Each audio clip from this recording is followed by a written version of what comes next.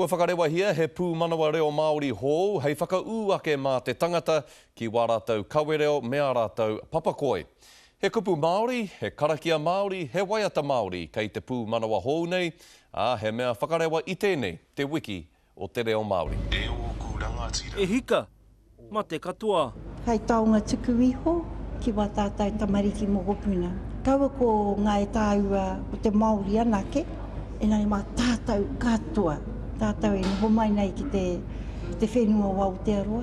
Te pū manawa hōtaka ako I te reo Māori I whakarewa hia mo te wiki o te reo Māori. And the koha that we're giving away this week of 50,000 versions of the application, free to all members of our people and all people in Aotearoa is huge.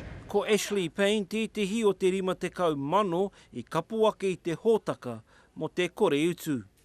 A lot of the language apps you get for like French or anything can be quite complicated.